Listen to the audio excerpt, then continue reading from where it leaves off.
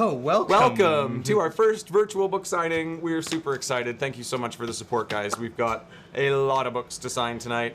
Esther's in the kitchen making herself a snack because she knows it's going to be a long night of signing and chatting. And Cornelius is back here, though. He's boot scooting Don't know around. if you guys can see him down there rooting around, but we're super excited to be here, guys. Thank you so much. We've got a ton of questions and a ton of books to sign, so let's get right to it. You can get signed copies available at premiercollectibles.com/Esther the Wonder Pig. The address is apparently up here and apparently down here, so through the power of the internet, you can go and you can sign on and you can grab a signed copy. So thank you so much for your support. You'll also get an opportunity to ask some questions when you're in there, and we're also even going to be taking a few phone calls during this feed, which is going to be super fun. Phone calls? So, yeah, phone calls. So, whoa. Yeah. Get out your international calling plans, folks, because we got people tuning in from all over the place. Iceland, Pennsylvania, Florida, Missouri, Connecticut, Washington.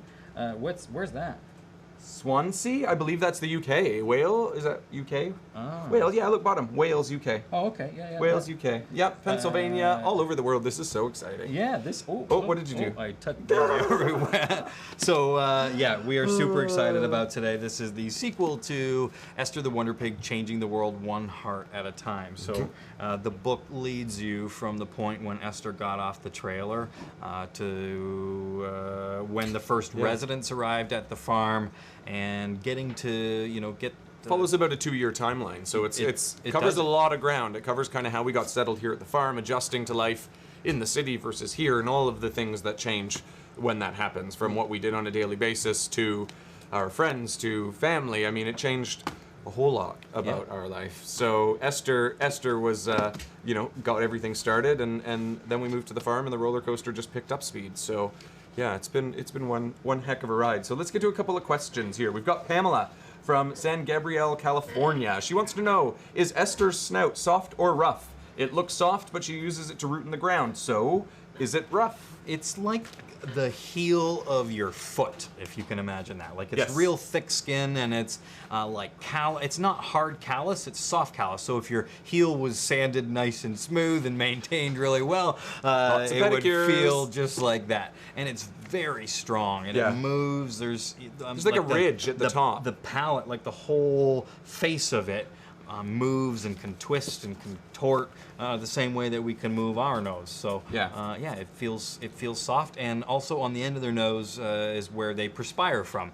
A lot of people think pigs can't sweat, and in fact they can sweat because they've got a few sweat glands. They just don't have enough sweat glands to adequately cool themselves. Right. So anyway, sweat glands on the end of their nose. We went a little farther. Yeah, we did. And they got a lot of hairs coming out of the end of their nose, too much information. Yeah. How many words does Esther know? She's actually fluent in 4 languages. So, no, that's not true at all. She knows French and English, no. Yeah, that's right. No is a big word. Yeah, no, and what are you doing? It's very much, we talk to Esther very much like we talk to the dogs. So I would say it's any of you that are have dogs in your family, that it's very similar to that. She used to know stuff like sit and come and that sort of thing, but we don't really ask her to do that anymore, especially sit, because of her hips and back problems. So we do not ask her to sit, because that's the opposite way that pigs typically will put themselves down. They lay down or front first. Right, so sitting for pigs is a little bit unnatural. They get up that way. They get up front end first, but it goes down first too. So, anyway. And she's really good at Twitter, so she does know a lot of words on Twitter. Yes, she is. She's got the giant Pro iPad. The big one allows her to type with her giant hooves. What it's going to take us days to sign these books. Because my God. What inspired you to write this book? Well, I think because would you like a glass of wine? No, I'm okay. I've got my drink going over there. But cheers, what inspired everyone. us to write this book? Cheers. Cheers. Well, I mean, it's been such an amazing learning curve, and like we said before, so much has changed, and it was such a wild adventure. I mean, we wanted to share it with you guys, and we hope that it inspires you in a number of ways. I mean, Derek and I took a really big leap of faith when we left our jobs and came to the sanctuary and started doing what we were doing. That was a huge change for us on so many levels, and that can be terrifying. But I'm so glad that we did it, and the things that have happened since, and that are hopefully happening as we keep moving forward. It was worth every penny, and sometimes that's just what you need to do, is step outside of your comfort zone and believe in yourself when people tell you you can't do it, because I can't tell you how many people thought we were insane and thought that this was a crazy thing for us to be doing. But here we are. So that's that. I think that was the big motivation for this book. And also, because our publishers even said, nobody wants a second memoir. They don't read second memoirs. What else can we do? What else can we do? We said, no, we've got more story to tell. And here we are with, I think, over 1,000 copies sold here, and the book is being received really, really well. So, we kind of proved them wrong a little bit too. We're so excited to be here. Signed copies are available at premiercollectibles.com/Esther the Wonder Pig. The address is here and here. They're going to flash it on the screen, and you can log in and you can purchase a signed copy there. So I've got all of those ones. Oh, really? Yep. You're moving right along. I'll take this one that Derek's got signed, slacker. So Esther's in the back grumping around, so do you want to lead her outside? Sure. Let me go and get Esther some juice. She's going to lead Esther outside because she's in here having a mild tantrum, and she's going to remove the refrigerator door. Okay, baby girl? She's all right. She should go outside so she doesn't... Sometimes when Esther gets really upset, she has a little... She'll spite pee when you're not paying attention to her. She'll have a little dribble accident. Or make it look like she's going to. She starts to position herself. Yeah, she knows she's going to get attention. There's the stance, and you're like, no, no, no, no, no. She elevates her attempts to get your attention the longer you disregard her. She's like a little toddler. It totally is. She's like a little toddler. So everybody, go out and go to your local farm sanctuary and get to know a pig before you bring a pig into your life, because you can learn so much from your local animal organization, farm sanctuaries. They're everywhere. Check them out online. Most of them have Facebook pages and websites. So, look, they might be right in your backyard, and all these places need help. And I'm sure they've got pigs that you can get to know. And you'd be shocked to find out how many of them there are. Derek and I, we didn't even know what a farm sanctuary was until Esther came around. And if you really want to add a pig to your life, I mean, it will be one of the most rewarding experiences you have.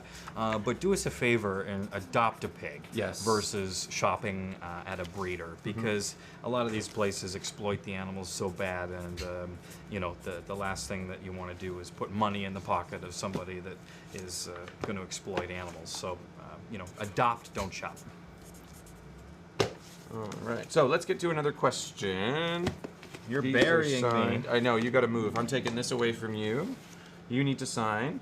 So, next question. What made you guys start doing this? Love the posts on Facebook. This is from John in Brighton, Sussex. What made us start doing this is we lived in a town where Esther was illegal. We weren't supposed to have hooved animals. So the first reason that we actually started the Facebook page was actually to show our friends and family what it was like to live with a mini pig in the house. So that was it. And all of a sudden the page went basically viral. It went from no followers to 80,000 followers in like 30 days or 80 days. It was crazy. And the rest is history. We just kind of kept going with it. And because we lived where we weren't supposed to have her, the more popular she became, the more we knew we had to move. We learned about farm sanctuaries and that there were lots of them, but not getting a lot of attention and or getting a lot of help. So we thought maybe we would start our own sanctuary and help kind of bring a little bit more attention to that. And that's kind of what led us here. So it started with her, and that's what changed literally every aspect of how we live our life. So yeah, so that is that. Lisa from Rochester, New York. She says, I am amazed you two have the time and energy for all you do. I have 2 dogs, a cat, and the love of my life, my mini pig, haha, Taya. How did the 2 of you meet? You share the same passion for all you do. Do you have time for yourself? So, break that down. How did you meet? I was actually a bartender at a rib and steakhouse, believe it or not. And Derek was the table magician that wandered around. Are those signed? These are signed. Okay. I'm putting them So Derek was the wanderer around table magician, and that's actually where we met at work. And that was 18 years ago.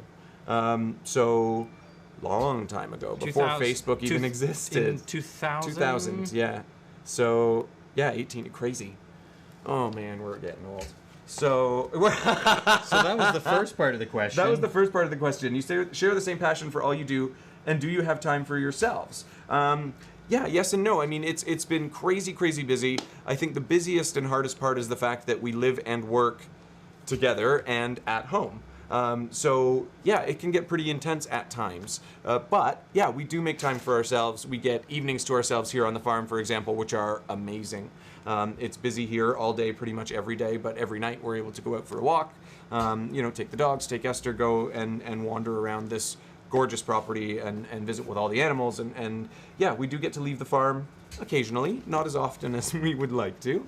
But yeah, we definitely do. And we're working as we kind of get things under control and figure out how all of this works. It's get much easier for us to be able to step away and take some time for ourselves. So we're finally getting there, that we can start thinking about that and actually, leaving the farm more often and having more. We do take time for each other. Yeah. I mean, we managed to snag a little holiday last month in conjunction with some work. Always there's always a little bit of work layered in.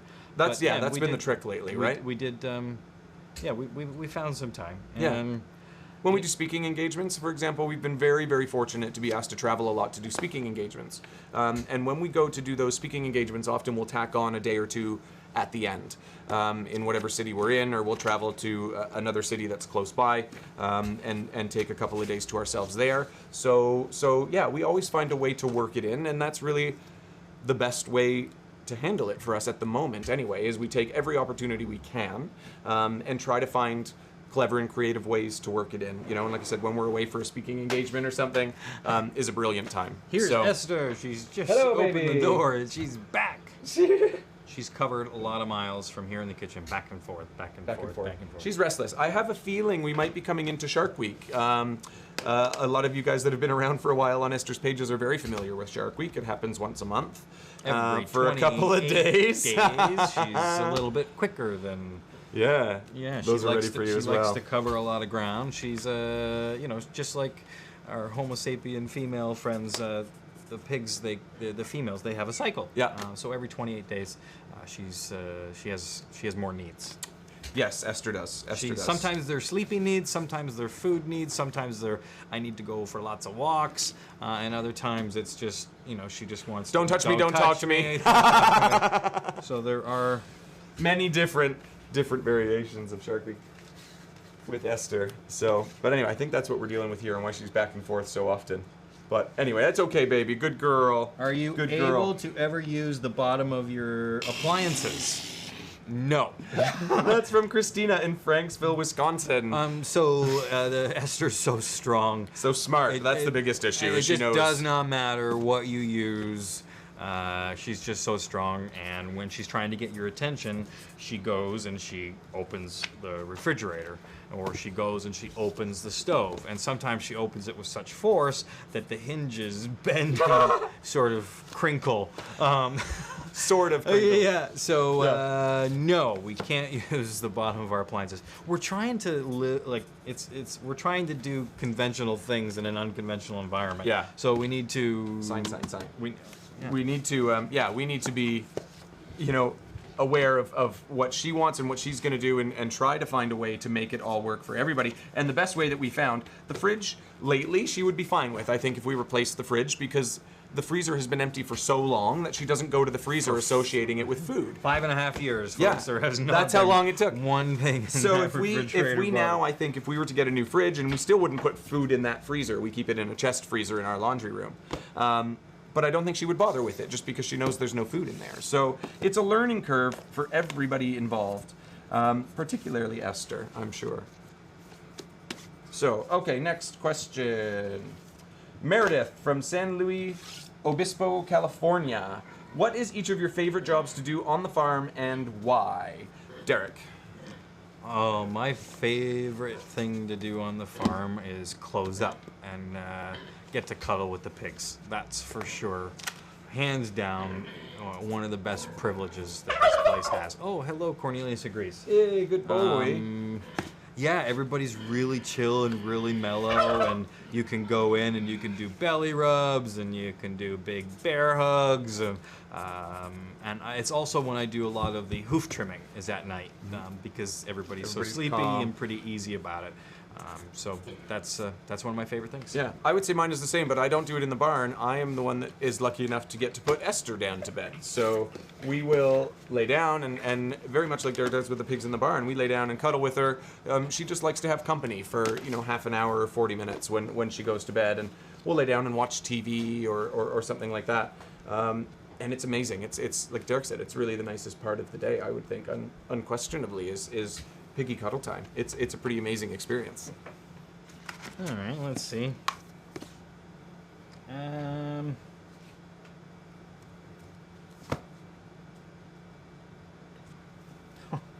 There's a lot of questions. Yeah, there is here. a ton of questions here. What is the hardest part about your day? The hardest part about our day. No, your day. Of my day. This is for you specifically, and this is from Beverly in Nicholson, Pennsylvania. I've got family in Pennsylvania. Hi, family. I would have to say time management is the hardest part of the day. Is finding time to get everything done that I know needs to get done while also being available and quick enough. Apparently, I just signed my half of my name. And being available to move when things happen as quick as they do here as well. For example, my job, for the most part, is social media. That's the biggest, most time-consuming part of my job, and that involves not only getting posts up and scheduled, and reacting in real time on Twitter, and of course reacting to what Esther's doing, because what she's doing and capturing that, whether it be photo or video, is ultimately what it's all about. So yeah, it's really hard. You set an appointment. You got a call at 11:30, but at quarter after 11, Esther decides to get up and go out for a swim, or wants to go for a walk, and then that's something I have to do. So my 11 o'clock call is either delayed or it happens while I'm walking around with Esther.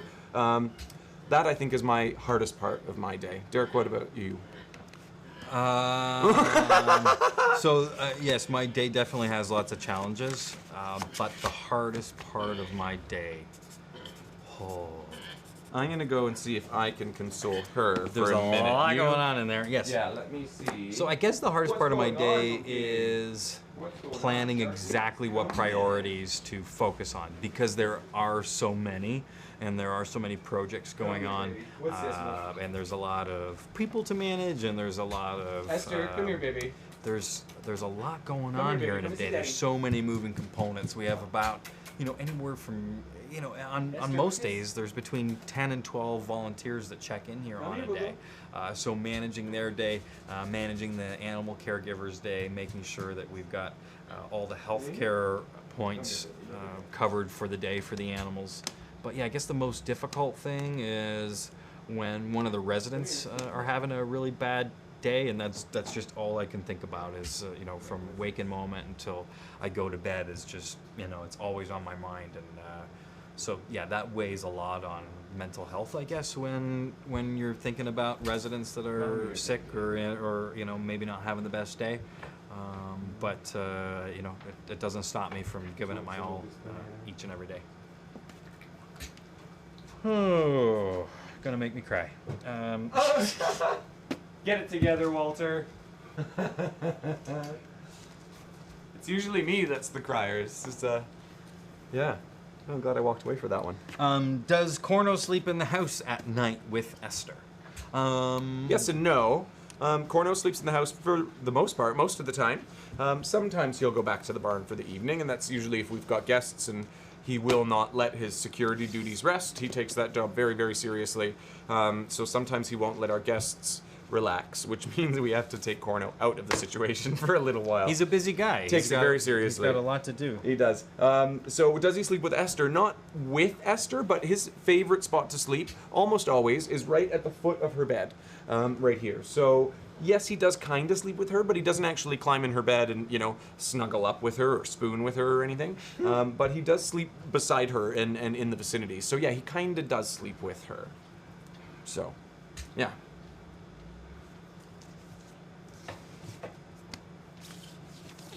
Karen from Chicago, Illinois asks, when you went vegan, or Esther approved, did you do it all at one time, or did you do it in stages? So we definitely did it in stages. Initially, at first it was just going to be pork. Our first reaction was just like, well, we can't eat pork or bacon anymore, and that was where it started, right? Yeah. And then like the very next day, it was not long. Then it was meat. Like it was like all meat. Like we were turned off as soon as we. Well, what did we watch? Food Inc. or Cowspiracy or something? I think it was that very day that you found a documentary on Netflix. Vegetated. That's what it was. So we watched Vegetated.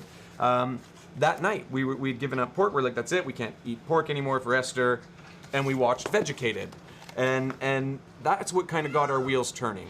And it was a really, really easy documentary to watch, not graphic at all. Highly recommend it. And that got our wheels turning. And it was one of those situations where I think Derek is exactly the same, that the more we learned and the more we started to realize was going on, the more obvious it became for us. And it wasn't really a, well, should we or do we want to? It was more, oh my God, we have to. We have a responsibility to. Yeah, so that's what it really is, I think. It's all about the information. The information is out there, but we do a really good job of ignoring it and putting on blinders and not wanting to see it. I mean, I still look the other way when a truck drives by me on the highway.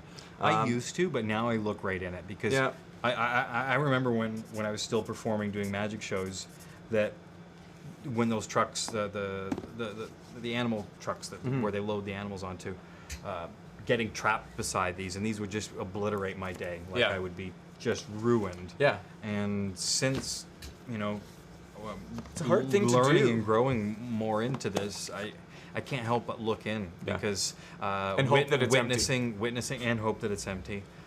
Witnessing is so important, and there's an amazing group. It's called the Save Movement, and they've got little things going in all kinds of different cities. Toronto has one. There's one in Los Angeles. I believe there's one in London, over in the UK. They're all over the place. And basically, what they do is they go to slaughterhouses and they watch the trucks come in and they offer the pigs water and just say hello and give them comfort. And it's not just pigs. I shouldn't say just pigs. It's chickens and cows and all of them.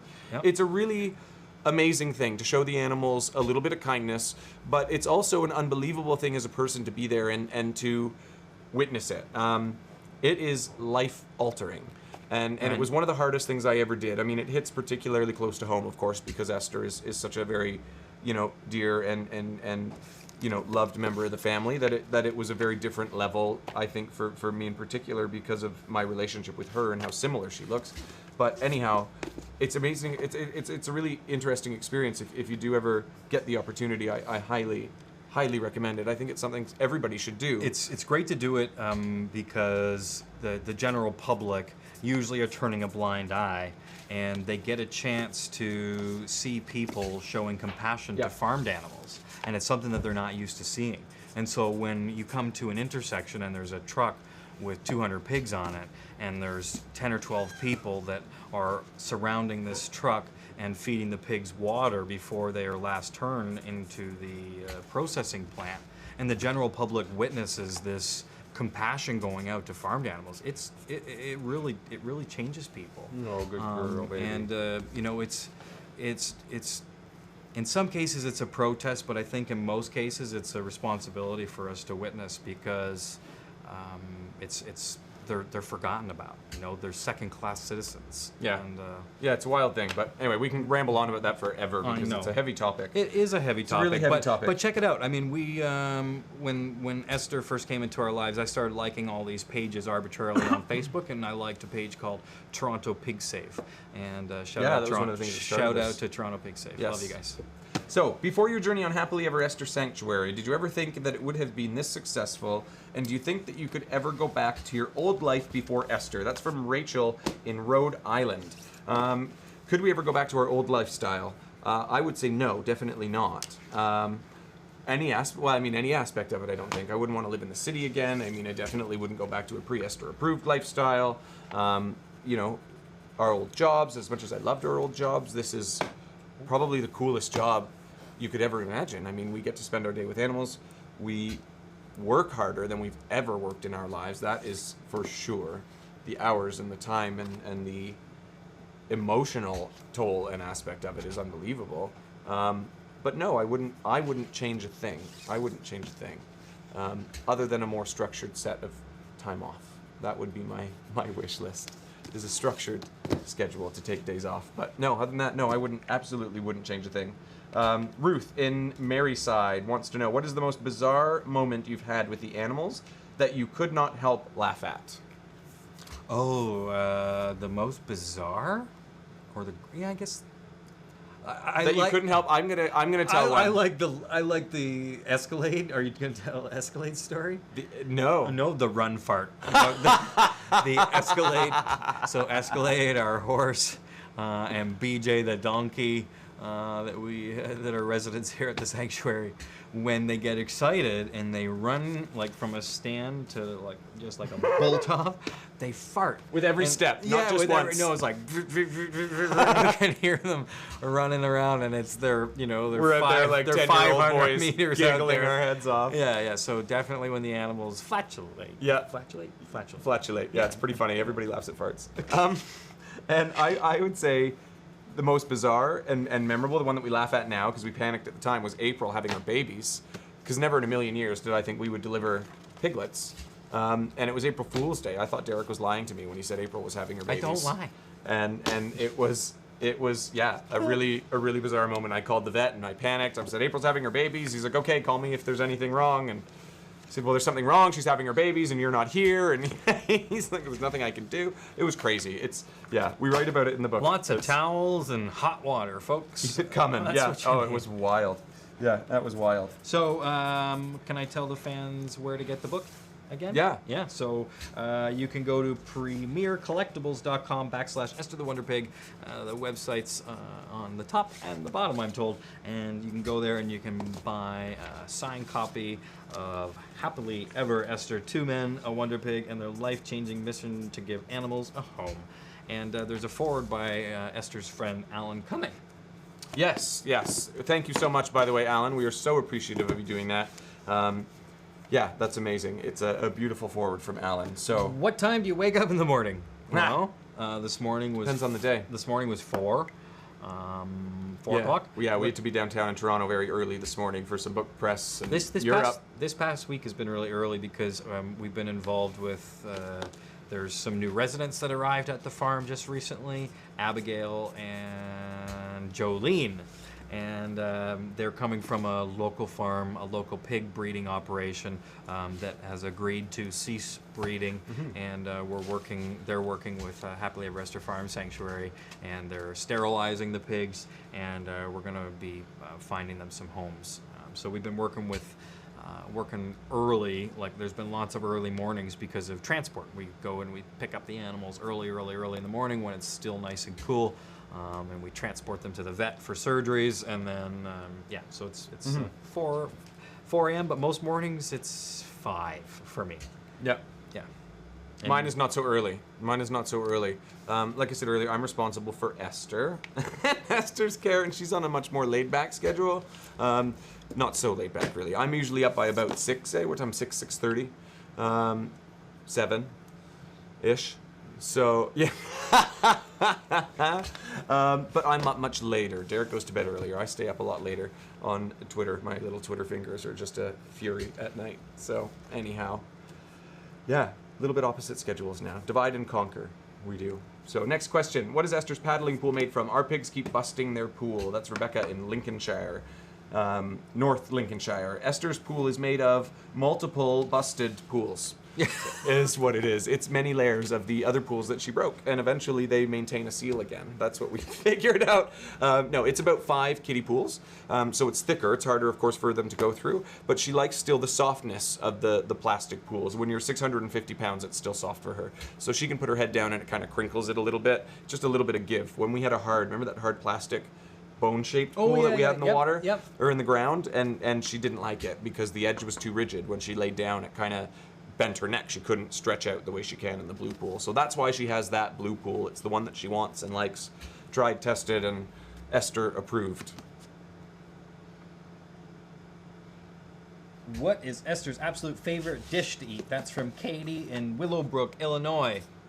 I'd say pasta. Yeah, I would definitely say pasta. She will wake up from a dead sleep and be in the kitchen in your face. Yeah, not until you're plating it though and ready to start eating. She knows. She's got the cooking time down pat. Oh yes, it's not an early arrival. How did you get involved with the rescue of Alice from Tony in Kentucky? We actually went looking for a third dog at the time because we knew that Shelby and Reuben were getting to be their senior years, and we wanted to have them around when we were integrating Alice into the family, and we thought it would just help make things easier for everybody. Herd management. Yes, herd management. And we also thought that having a little bit of a younger puppy around would help rejuvenate Shelby and Reuben and give them a little bit more of a bounce in their step, which it definitely did. So yeah, that's why we brought Alice in. Lynn from Pepperell, Massachusetts. Are you equally responsible for the barn chores and animals? How much help do you have? So let's answer both of those questions. Equally responsible for barn chores? Not at all. Derek is the one that handles the barn and the sanctuary as far as Happily Ever Esther is concerned. We've divided and conquered. So Derek does the barn stuff, the sanctuary. He is basically the sanctuary manager. So you should explain that, how many people you have working for you. You've got staff, and he's got a lot of help in the barn. I manage Esther's stuff, so I have to take care of the house animals and take care of Esther and manage that side of stuff. So we've divided things, and we divide and conquer in what we do. So I take care of the house animals, take care of the house, take care of our social media, deal with the book stuffs and the publishers and the lawyers and all that. You know, super exciting, but also sometimes tedious and boring stuff. And Derek does the ridiculously labor-intensive and hard barn work outside. Yeah, Derek works incredibly hard out there. So we have lots of help. In our first 2 years, it was a slow. We had to really get to know how this place worked before we asked for too much help. But now we have regular volunteers that come every single day, and our regular volunteers are the core of this place, and without them, we would not be able to move at the speed that we're able to. That's the thing. The sanctuary is a huge part of what we do, but it's one part of what we do. There are between 50 and 60 regular volunteers that check in here in a 2-week period. Yeah. And on some days there's 10 and 12 people that are here, all with their own responsibilities. There are people that come just to help with grounds work, because maybe picking up poop is not their thing. There are people that come just to help in the Esther store for fulfillment. There are people that come to the sanctuary store for fulfillment. There are office admins that come in and help with record keeping and research. And when I say research, I mean that's our own research. We take notes all day in the barn about what we're seeing, about the daily observation notes of each animal, the bear care notes, which are our residents that need us the most. Excuse me. Yeah, Derek spends between... Well, I shouldn't say just Derek. We have some volunteers that come in and help with this too. But the bear care animals, like Len, for example, who's had good trouble with his back end, he gets between 4 and 6 hours a day of dedicated care. When Bear was with us, it was that long. But now Len is, at least 3. At least 3, yeah, of dedicated care. So, one of the 65 residents. So, yeah, it's a crazy, huge job. A crazy, huge job that requires a ton of help. And so we have your signature. So Andrea is animal caregiver, Allison is animal caregiver. They are both full-time, and Michael is on maintenance, and he is full-time. And we have Crystal on accounting for the sanctuary. She comes once a week, and she also works from home a lot of hours. Mel and Lucy. And we have Mel and Lucy that operate the e-commerce side that do all of the shipping and fulfillment. Derek and I are one part of a very big team that make all of these things happen and go on at the same time. We have the board of directors at the sanctuary. I mean, my God, there's a lot. We need to sign. It's crazy. Next question. We got to move on to the next question. There's Kathy, our volunteer coordinator, which we love. Kathy and Christine, our tour manager. We're going to have to write a list in the comment feed when this is done, because I know we're going to forget to say somebody, because there really are so many people that help out here. Susan and Krista are board members. Does Esther like to cuddle? From Lisa at Merritt Island, Florida. Depends on the day. Not with strangers. No, definitely not with strangers. Depends on the day. For the most part, yes, we cuddle with her every day. And yeah, if she's having a bad mood, she will let you know. But other than that, yeah, Esther loves to cuddle. She likes to spoon, and she loves belly rubs. That's Esther's favorite thing, is belly rubs. Are you going to continue to write books? From Amanda in Pennsylvania. Derek? Yes. Yeah, absolutely. The kids' book, we've got... this moves as fast as we're able to. Yeah. And sometimes that's not very fast. Yeah. But we definitely have aspirations of writing some more kids' books. Cookbook. We'd love to do an Esther's Kitchen cookbook. We could even get into looking at photo books and caption photos, like a coffee table book. So yeah, the opportunities, or I shouldn't say the opportunities, the options are endless. It's time and yeah, whether or not we can get it all to happen. So yeah, we are trying and moving our absolute fastest. What would you like your legacy to be? Oh, that's a big one. That's Donna from Holton. That's deep, Donna. That is really yeah. Oh. So Steve actually, when Esther's page had gone viral, I remember him saying that he had a dream that Esther was cast in bronze. Yeah. And that was before this place. So maybe that. Yeah, it was, yeah. I don't know. That's a really hard one, Donna. What is your legacy? Good question, Donna. I think we would, this is a hard one. I can't answer for both of us. I think I personally would like to be known for helping people connect with a very misunderstood and misrepresented animal in a way that hadn't been done before. I think for me that would be a really cool thing to get that ball rolling for people and for this to be an ongoing thing that, these books are something that come back to and people reference for a long time to go. What can happen when you actually take a minute to get to know an animal and there's so much more going on in the minds of all animals, not just Esther. Since coming here we've learned about chickens. Like, my God, the personalities and characters in chickens. All you got to do is look and yeah, you see some unbelievable things. So yeah, I hope that's it. That was a ramble, wasn't it? Well, I mean, there's a lot going on. There's a lot going on. There's the questions. eye scan with Esther. I mean, we did buy Canada's largest CAT scan machine and That's really donated awesome. to University of Guelph. Yeah, that's a game-changing thing for large animals here in Canada. So that's pretty cool. There are, along with our names, there are hundreds of other names. Hundreds of others. That's the thing. We don't do any of this on our own. It takes so many people to do all of this. So it's hard to say what's our legacy as Derek and I, because it's everybody that's involved here and all of our supporters, and you guys help us do things that so many people think are insane and are crazy. That scanner project, again, I don't even think the university thought we were going to pull it off. I really don't. And you guys, shock everybody all the time. You guys are the most amazing supporters. So anyway, we have Carol on the phone. From the happy state. From Colorado, from the happy state. Oh, God. Hello, Carol. How are you? Hello. Thank you so much for calling. This is very exciting for us. Oh, I'm so excited too. I can't wait for my copy of the book. I love the first one. Oh, thank you so much. Thanks, Carol.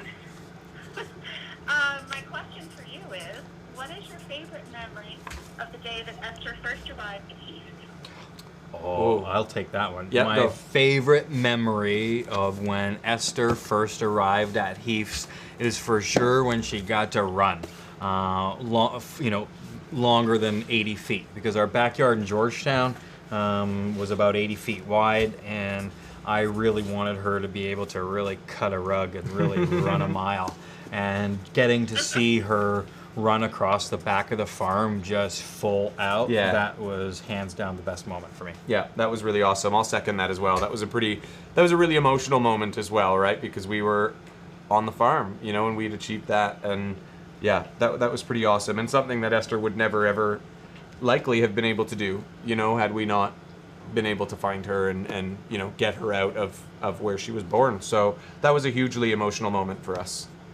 Yeah. Oh, Yeah. those are some of the best videos too. Oh, thank you so much. Oh, that's awesome. We appreciate it. Well, again, thank you so much, Carol. Thank you for calling, and I hope you guys loved the book. Enjoy.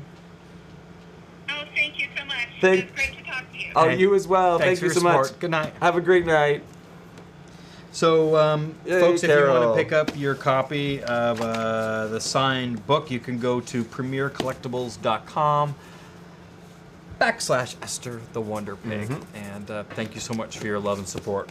We couldn't do this without you. Does Esther shed hair? From Lori in Texas. Yes, we burned out a lot of vacuums. Once a year, she blows her coat just like a long-haired dog would. Like all in the span of like a week. Yeah, in about a week, all the hair starts to fall out very easily. You brush it out, and it starts to grow back in quite thin, and it progressively gets thicker over the course of 6 months, and then by winter, she has a full head of hair again. Yeah. And it's crazy. We thought we had hurt her when it first happened. We thought maybe she'd gotten into something or poisoned herself. We thought we poisoned her because it fell out so fast and furious. It was terrifying. But no, it happens every year. Called blowing their coats. Who knew? Yeah. Kathleen from Louisville, Colorado. How is Esther's ongoing health? As a volunteer at Leuven Arms in Erie, Colorado, I've been through the loss of 2 of our pigs, both younger than Esther. Did she get a diagnosis and relief for the pain? Well, this is an ongoing saga, Kathleen, as I'm sure you guys know. With the scanner finally completed, we're really hoping to find out exactly what is going on with Esther. We did not get a diagnosis in November, which is what, of course, led to the scanner fundraiser in the first place. So now we're waiting for completion of the renovation up at OVC so we can actually get the scan. So we were hoping to have that in a few weeks, but it looks like there are some unexpected delays, unfortunately, on their end, and it may be a few months. Construction delays. You see, it's not just as easy as plugging a toaster in. They have to completely renovate and take out the doors and put in big, huge doors because this machine did not come like a piece of IKEA furniture. No. It came all together. It is in one massive crate. It came on a flatbed trailer pushed by a transport, and there's a big forklift unit to pick it up. So it's enormous. Yeah, but yeah, we were hoping to have that scan done, so we're a little bit disappointed that things aren't ready up there yet, and we're kind of in a waiting game for that. Now, Esther is kind of holding steady, so she's still not very active. She won't go for walks. She is on something for the pain, so we're trying to manage that, and we're keeping a really, really close eye. So that's kind of the holding pattern that we're in now. Now, in the event she starts to deteriorate at all or anything like that, we're kind of in a position where we have no choice. We would have to be looking at going to New York again, which is where we were in the fall. We didn't go to New York, but that was the position we were in. We had to risk that, which is a whole different can of worms and will be a logistical nightmare, but we'll do what we need to do. And yeah, anything that we need to do. So yeah, we'll be watching that incredibly, incredibly closely. So. I love you guys. Can Esther sign mine too? Well, you know, if you get a chance to come to the sanctuary, we have a 3D stamp of Esther's hoof, and we dole that out, and we do that at special events also. So we can for sure do that. And sometimes we do copies, snout printed copies. Yes. There was one book. Was it not snout printed? Was that for a different promotion? Different. Yep. Yeah. Yep. Yep. So yeah, come on over to the sanctuary. Go to happilyeveresther.ca, and you can register to become a volunteer here. And that's your best chance. Yes. What was the most surprising thing you learned by starting a farm animal sanctuary? From Christine in Citra, Florida. I'd say how expensive it is. The cost of running a sanctuary, we knew it was going to be very expensive. But yeah, the actual costs versus what you think are astonishing. That would be my biggest surprise. What about you? Yeah, I mean, the expense of this place is pretty staggering. But I think that for me, the most surprising thing is just the emotional connection that I get with those guys out there, the residents. How much you love them. How much I love them. Yeah, I'm roped in. See, that doesn't surprise me because, I mean, it's an animal. I mean, everybody loves dogs. Everybody loves cats. It's when you actually take a chance to get to know them, that love is there. We just have a wall built up around those animals. So, but yeah, I mean, yeah, the cost and the expense really blew my mind, and it was one of the things that really stuck out to me is why it's so important to check out and support and visit your local sanctuaries. Sure.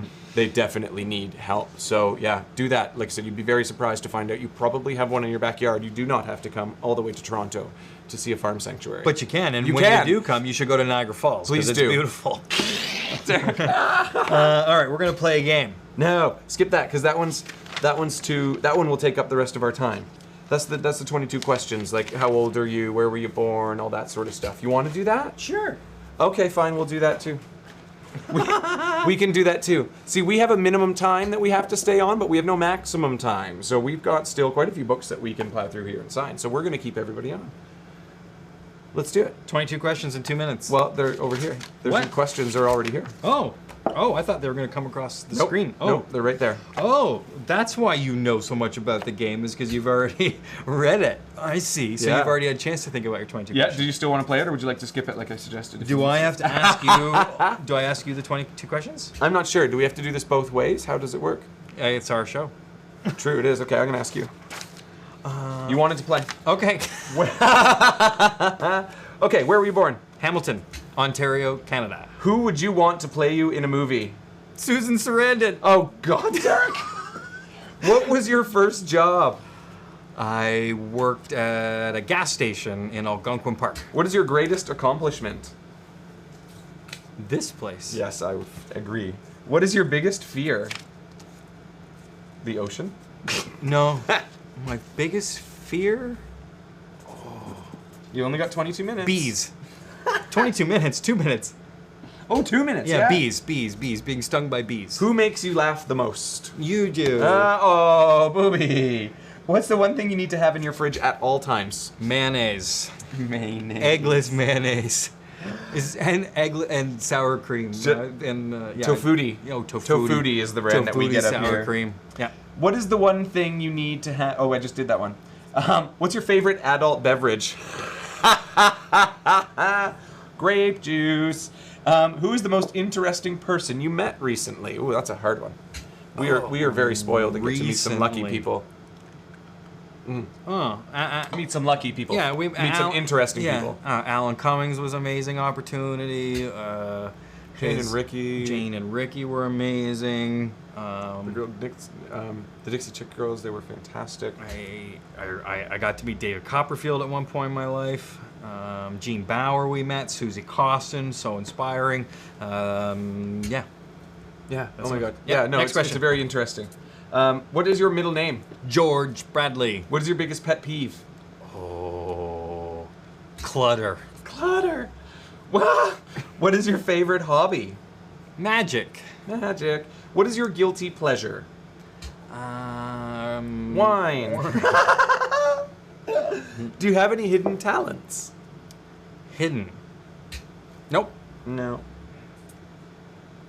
What color is your toothbrush? Blue. What is your worst habit? Being angry about clutter. What's your favorite thing to cook? I love pasta. What is the last album you bought or streamed? Oh, that's the last album that I streamed. Is it Joel's? I use a program called SoundCloud, and it's a... No, he doesn't want to admit that it was Shawn Mendes. That's why he's dancing around. Shawn Mendes. What is the last gift you gave? The last gift that I gave? Oh my gosh. So much happens here. We gave t-shirts to Shania Twain's dancers. Yes. What cause is dear to your heart? What cause is dear to my heart? The Pig Preserve in Tennessee. Name anything on your bucket list. Anything on my bucket list? Oh, I don't have a bucket list. I would like to see an active volcano. Where do you want to go that you've never been? I want to see an active volcano. Beep, beep. That's it. 22 questions in way more than 2 minutes. Okay, that was fun. I'm glad we played that. Oh, yeah, see? Okay, cool. Do you want me to do it to you now? No, that's fine. No, that's fine. No, people will get bored. It's monotonous there. Could you please give Esther a kiss from me and my mini pig Oliver? This is from Kathy in Land of Lakes, Florida. Where did Esther go? She's out of here. Oh, she's outside. No. Kathy? Nope, she's gone to bed.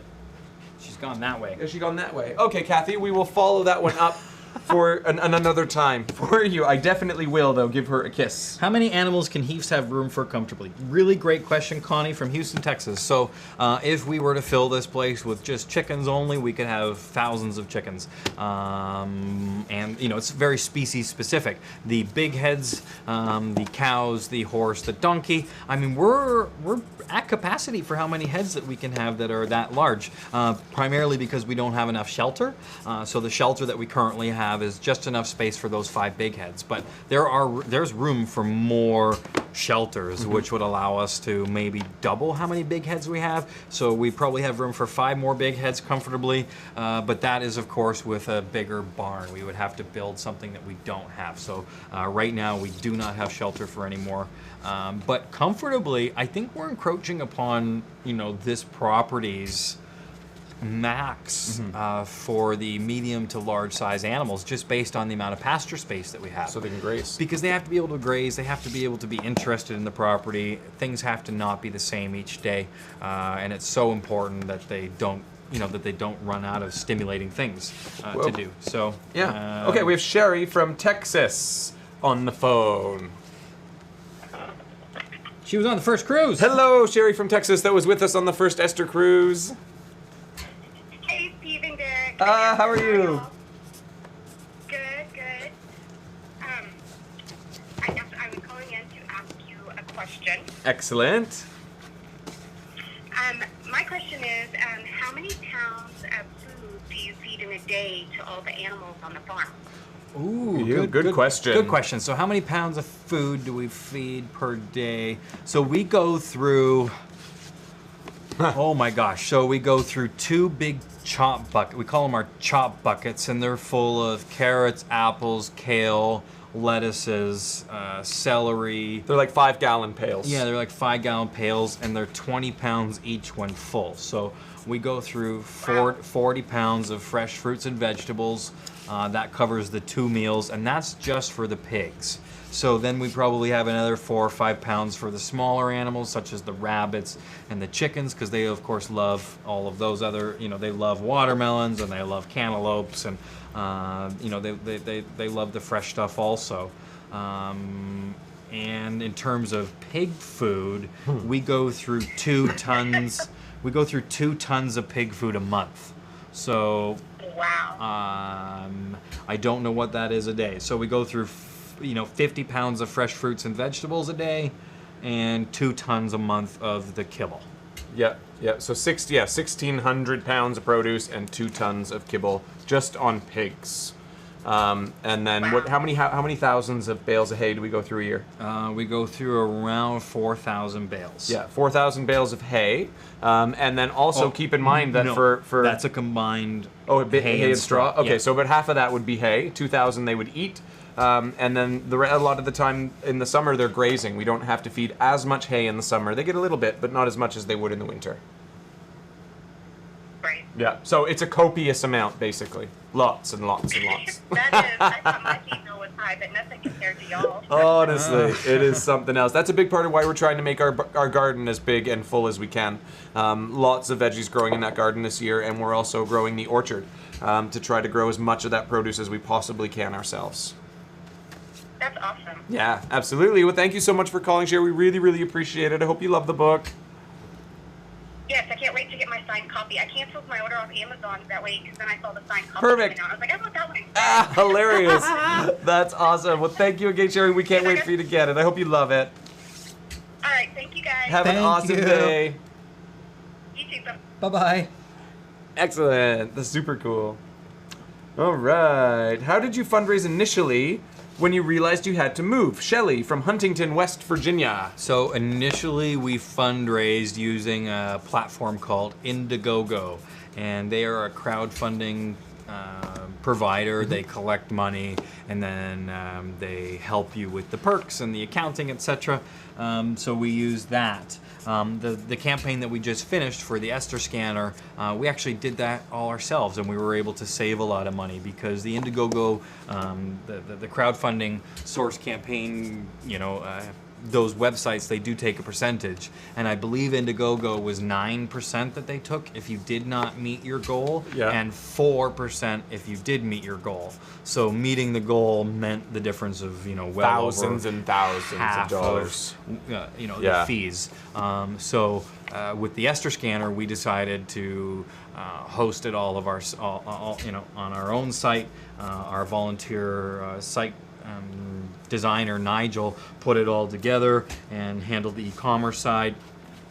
You're burying me in books. Get signing. Yeah. So we were able to. We only had the credit card processing to pay, which was around 3%, and then there was the perk fees, of course. Yeah. So we did that ourselves. What was the other thing to say? Another quick way to answer it is how did we fundraise was $10 and $20 at a time is another thing to keep in mind, that even though these big sum fundraisers that we've very successfully pulled off, it was all done with small donations from many, many people.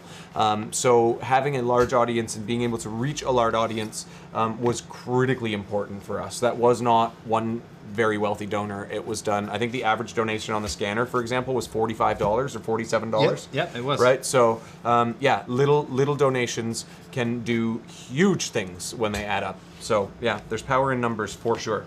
There was a question up here I wanted to handle quickly. Sorry. Carol from Seattle, Washington. How hard was it to bring a new dog in to meet Esther? I will be bringing a puppy home to meet my pig, Priscilla, in a couple of months, and I want to make sure it's a positive experience for both. It looks so easy for you. Well, it is definitely a challenge. You have to be incredibly on guard, and the reason being, the pigs will challenge for dominance. That's all it is. And I think we would panic if we had not seen how pigs interact with other pigs here at the sanctuary. So we know exactly what to expect with Esther, and we've seen it precisely when Alice came in and with Phil. So the first steps with Esther... Put your running shoes on. Yeah, the first steps with Esther was she chased him. So she wanted to chase Phil and get him out of the house. That happened for a couple of days. And the next step was she wanted to take everything that was his. So she wasn't chasing him, but she would go into the living room where Phil was and she would lie in his bed. Just to kind of assert that whole, what's mine is mine and what's yours is mine kind of attitude thing that she's got going on.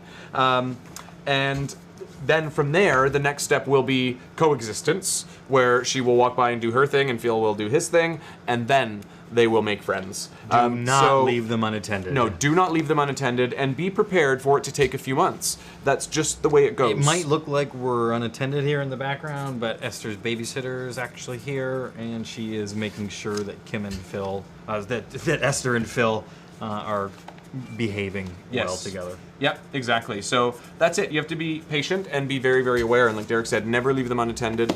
It takes a good year. I mean, it was easy with Shelby and Reuben and Esther because Esther was a piglet. So that was a very, very easy switch. But when you're dealing with, or easy integration, I should say. But when you're dealing with older pigs and younger dogs, you definitely need to be careful. It happens. It just takes time. And you just have to know it'll take time and know that it's very, very likely going to be an upset piggy for a couple of weeks while they get used to having a new family member. And that's just them making sure that that new family member knows that the piggy is higher up in the herd structure. It's just the way that they're wired. Herd management is so important. You have to understand that. Yep. Do either of you have day jobs off the farm, or are you working there full-time? That's Mary from Tiverton, Rhode Island. That's a very valid question. It really is, honestly. But no, we do not. We both do this full-time now. Like I said earlier, my job full-time is social media and doing this kind of other sort of side projects that we have going on. And Derek's is full-time running the sanctuary. So, yeah, there is no time for us to do anything else. Thankfully, unthankfully. Yeah, we're wildly busy as we are. Bernadette from Pennsylvania. Did you ever imagine your life would change so much with Esther? Oh my God, no. Not in a million years could I have imagined that this would ever have happened, any of it. It's been absolutely wild. Virginia from Eugene, Oregon. What are 3 wishes or hopes for the future that you would love people to take away from all of your experiences that you share? Whoa. Yeah. Start with the first one. That is a big question. 3 wishes that I hope people would take away. Number 1, go visit I wish everybody would visit their local farmed animal sanctuary. Yeah. Get to know some of the animals. Really look at them. Get to see them in an environment that's enriching for them. So that would be my first wish. My second wish would be for everybody to try something different. Mm-hmm. Don't be afraid of doing the same thing, get away from doing the same thing. Don't be afraid of stepping out of your comfort zone. Do something different. And my third wish, of course, would be for everybody to lead a plant-based, Esther-approved lifestyle. It's so easy to relearn ways to cook different ingredients, and it'll be an amazing experience for you. It's great for the environment, it's great for your health, and of course, it's great for all animals. So 3 wishes. Absolutely. Knowing what you know now, would you go back in time and do this again? Would you change anything? Michaela from Cook, Minnesota. Would you go back in time and do this again? I would say yes, I definitely would do this again. And would I change anything? I would change the training techniques that we used on Esther, which I think seems like an obvious one. You learn from your mistakes. And I think that would be the biggest thing that I would change. If I knew that something I was changing would alter the outcome of where we are, then no, I wouldn't change it. But other than that, yeah, I would change a couple training techniques. I would skip litter training, for example, and go right to outside, because that was a big mistake. Yes. That was live and learn. A big cockpit error. Big wet mistake. Yeah. So, yeah, things like that I would change. But other than that, no, it's unbelievable. Will you be publishing a book of Esther's recipes? That's Kathy from Steubenville, Ohio. We sure hope so. So in this book there are recipes, yes. And in the last book there are some recipes. So there's little snippets, and there's Esther's Kitchen Facebook page, yep. But they're not all together in We're a book yet. We're teasing you with them. So yeah, there's 14 recipes in here, including a chocolate wine cake, by the way, that is exceptional. Guess where we just ate today? Yeah. We were at the Eaton Center in Toronto. We went to the Indigo bookstore there to sign some books, and we stopped at A&W, and they are now featuring the Beyond Burger. The Beyond Burger, God, which is a good. Plant-based burger, which will fool even your And the one that's in the A&W is different than the one in the stores. Friends. Yeah, it's different than the one in the stores. It's a new formula that's not quite as pink, and it smells a little bit different.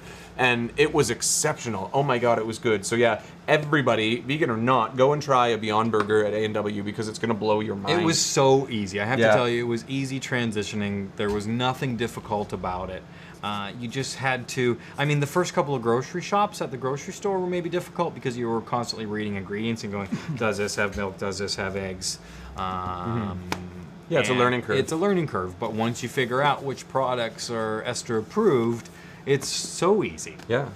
What is your vision for the sanctuary in the years ahead? That's Mary from Lockport, New York.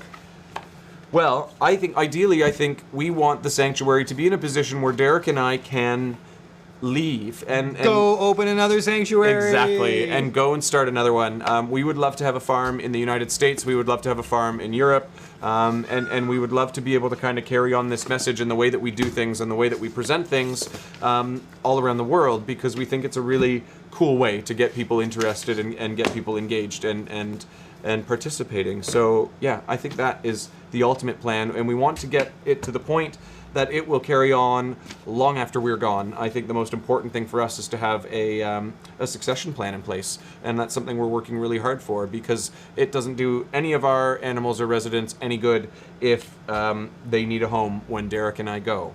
So that's the ultimate plan, is to expand and have more farms, and to have everything to be sustainable and able to carry on long after we're gone. So that's that. One last question? Yeah. Or you have to sign these? I think, yeah, we've still got a couple more questions. Okay. I'm getting down to the last pile. So Cindy from Pentington Gap, Virginia says, could you tell my classrooms in one sentence what you hope people have learned from sharing your experience? Kindness is magic. Yeah, lead by example.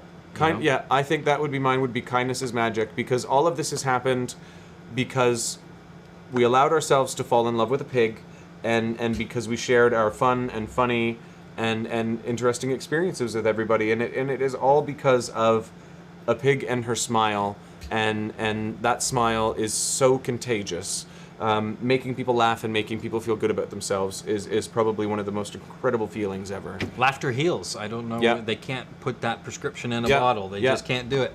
Laughter heals, and so does kindness. Yeah, so absolutely. be kind to one another. Yeah.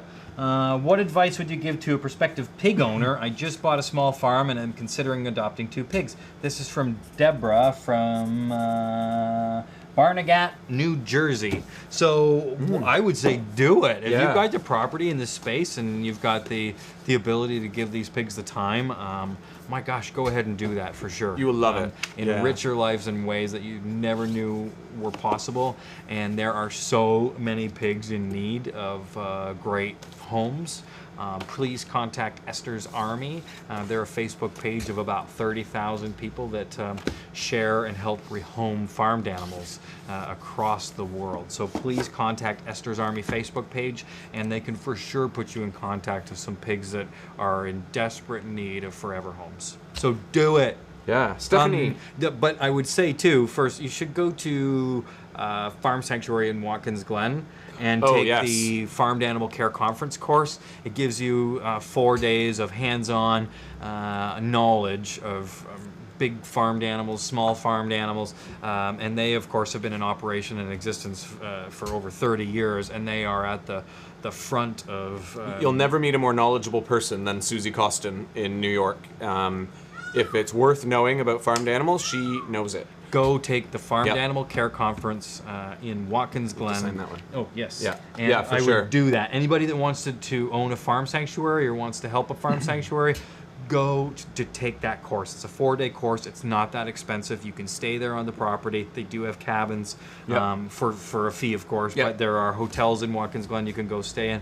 But even if you just want to work at a farm sanctuary, go take that course, because the amount of knowledge that you'll gain, you'll be able to bring back to the farm sanctuary that you're trying to help out.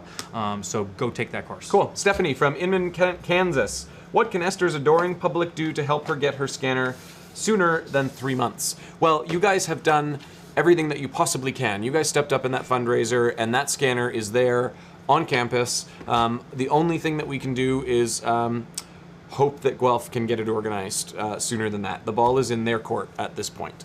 Short of finding out who is the one that has to build this lead line door and begging them to hurry up the process, I believe that's what's holding us up. Apparently it's 12 weeks to get the lead line door that they need to fit this machine. I don't know. So aside from finding out who has to make that door and begging them to do it sooner, I really don't know what we can do. We've really done our part, and we did it so fast. Yeah. I think it threw everybody off how quickly it happened. I really think that that's part of it. That's the power of the Esther effect, though. You know what happened when we were buying this farm, and it happened again. You know, it was an unbelievable experience. So let's bring down one more question, and then we better shut this down. Oh my, gotta find a good one. Gotta find it. They're all good ones. A lot of them we've answered again. We're not scanning by because they're not good ones. That way we can do so we'll do 2 questions because this one's really quick. Do you allow visitors to the farm? Can they volunteer for a day or a few days? Yes. Go to happilyeverester.ca for the schedule, and you can see everything there. Perfect timing. Guess who's just come back for a hello? Hi, Esther. Okay. Oh my God, I could go on with this forever. What do you love most about running the sanctuary? Derek, answer that and I'll find another one. What do we love most about running the sanctuary? The unexpectedness of the day. I believe that you have in your mind a thought of how that day is going to go. Baby. And then the residents that live here and the volunteers that help us and the teammates that help run this place. Good girl. The unexpectedness of the day. Come here, Esther. What's this? Is for sure a surprise every single day. Yes. Okay, last question.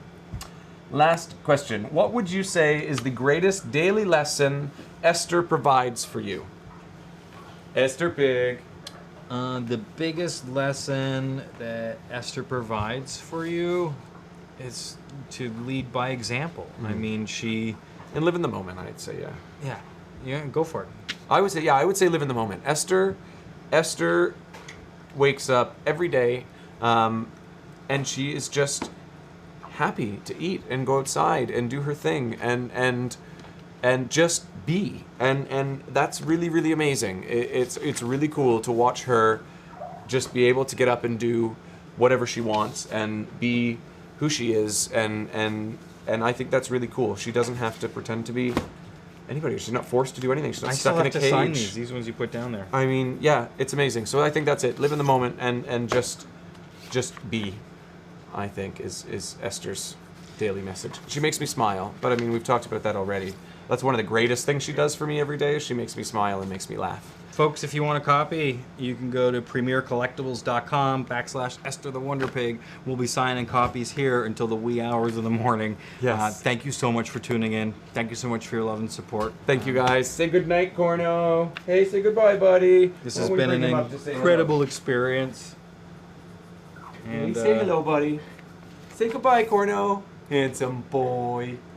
Handsome boy. Mr. Corno. Good night, everybody. Good night, everybody. Thank you for watching. Bye-bye. Enjoy the book. Talk to you soon.